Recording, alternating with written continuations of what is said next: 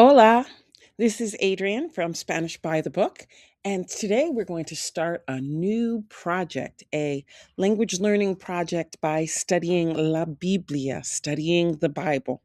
So, I've been reading through my Bible the last few years in Spanish.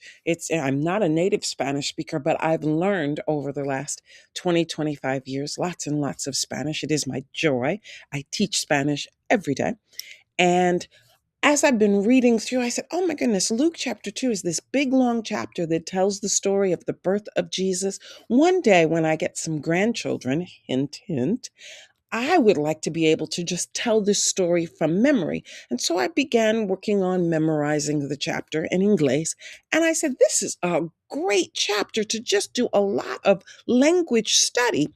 So, what we're going to do together, week by week, is just learn all the Spanish we can from each and every verse in Lucas capítulo 2, versículos 1 a 52. Muy bien. So let's get started. Yo soy Adrienne. I am Adrienne, your language learning leader from Spanish by the Book. And here I am with in my summer in Peru. Last summer, I spent the entire summer in South America. And yes, I was freezing cold. Summer in South America is el opuesto, the opposite of summer in Norte America. And so I just had a good time, spoke lots and lots of Spanish, made lots of friends, and I want to share with you some of the learning. Lucas 2, versículo 1. Let's just read the verse. Por aquellos días, Augusto César decretó que se levantará un censo en todo el imperio romano. In those days, Caesar Augustus issued a decree that a census should be taken of the entire Roman world.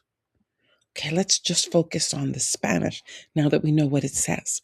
Por aquellos días, Augusto César decretó que se levantará un censo en todo el imperio romano. Now, that's a lot of language learning. So, to help us out, let's talk about los vocales, the vowels, so that you can feel comfortable pronouncing the words. Nothing bad ever happens when you mispronounce anything in Spanish. Nobody's gonna, there's no judgment per se, but it does make it easier to feel confidente about what you're saying if you know what the vowel sounds are. So let's work on that. A, E, I, O, U. A, E, I, O, U. Okay, let's go vowel by vowel. A, la letra A. Abuela, abuela. Alpaca, alpaca. I saw lots of alpaca in Peru. They are large, beautiful animals. E, e. Elefante, elefante. Escuela, escuela. E, E. Wait a minute, Adrienne. You mean the letter I sounds like the E, and the letter E we just did sounded like A? Yes, you just have to memorize them and get comfortable with that. It's diferente de inglés. Iglesia, iglesia. Invitación, invitación. Océano, océano. Now, O is your friend. O is O. And inglés y español son lo mismo. They're the same. O sounds like O. Let's do oveja. Oveja. Oveja. U. U. Uvas. Uvas. Unicornio. Unicornio. Unicornio brings me to another special point. Sometimes you're going to see two vowels together in Spanish words, and they do not follow the rule that you might know from English. Two vowels go walking, and the first does its talking. In Espanol, when you see two vowels together, they're both going to say their vowel sound, like unicornio. They both say their name, unicornio. So let's say some names so we can get used to that. Diego, Diego, Mariana, Mariana, Mateo, Mateo, Lionel, Lionel, Lucia, Lucia. And this one's a little diferente. Samuel, Samuel. With the UE, it's an exception. The UE makes a way sound, Samuel. My father's name, which I always said most of the time in English, was Samuel. But when his sisters spoke to him, they always said Samuel, Samuel. Or my Uncle Manny's name was Emmanuel, Emmanuel. And so when you see two, that UE together, it makes that way sound. Lots of words, not just names, have that UE. Sounds like way. Let's say those vowels. A, E, O, U. Excelente. Let's read the verse, just focusing on the vowels for one moment. Por aquellos días, Augusto César decretó que se levantará un censo en todo el Imperio Romano. Muy bien. Okay, let's read the verse and just not think about the vowels. Just relax and read the verse. Por aquellos días, Augusto César decretó que se levantará un censo en todo el Imperio Romano. Excelente. We're ready. Let's go phrase by phrase. Por aquellos días. Por aquellos días is like a phrase. Sometimes you don't translate everything word by word. So por aquellos días is like in those days. Por aquellos días, in those days, even though por does not mean in. So let's start with aquellos. Aquellos is a demonstrative pronoun, like showing something like this, that, these, those. And this one is specifically those, aquellos. Aquellos, those. Then we're going to put it together with días, buenos días. So when somebody greets you and they say buenos días, you say buenos días right back.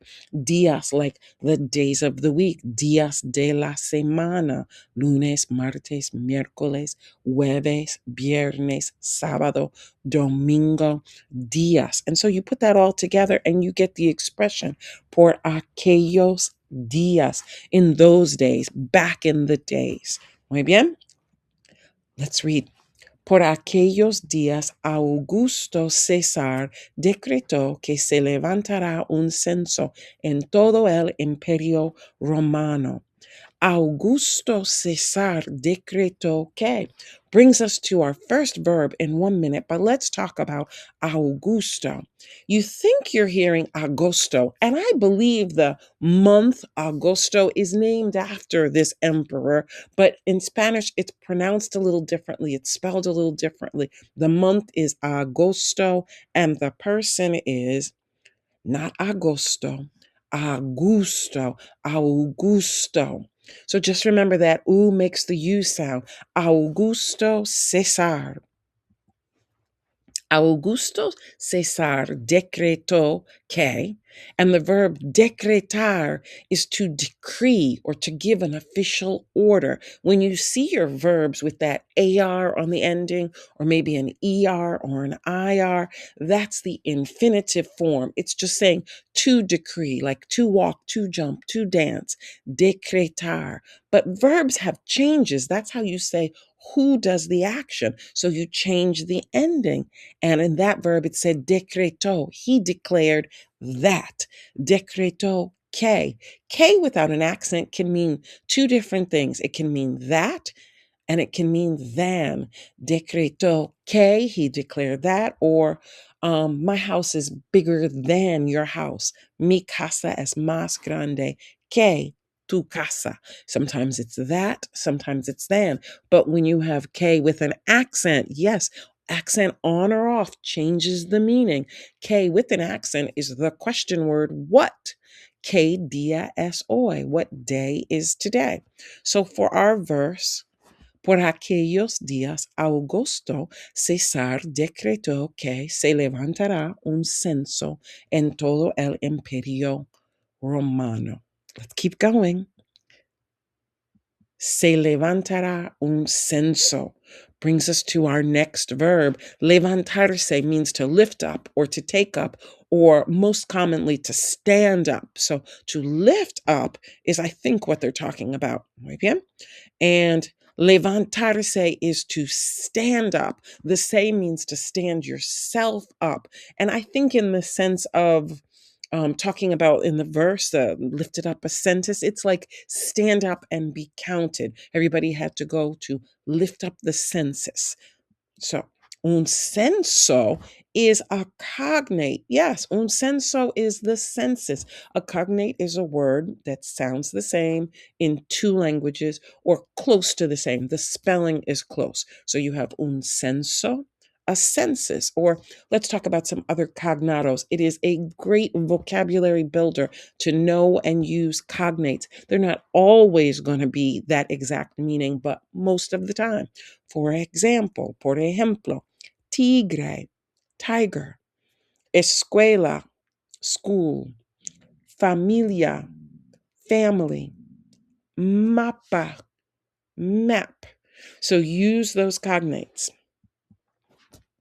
Por aquellos días, Augusto César decretó que se levantará un censo, that they would lift up a census, that they will lift up a census en todo el imperio romano.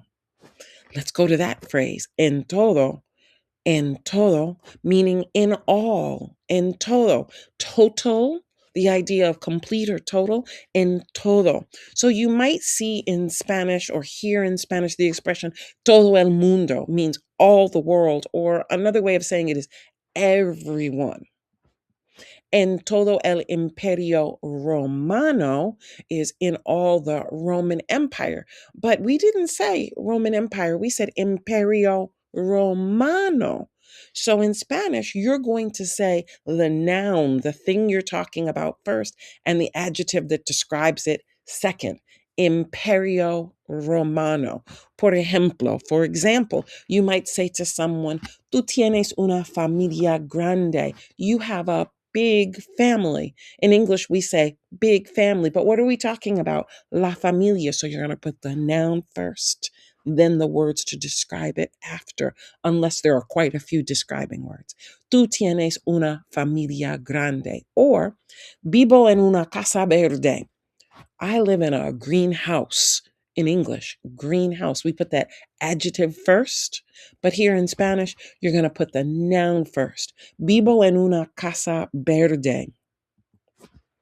Okay, let's keep going.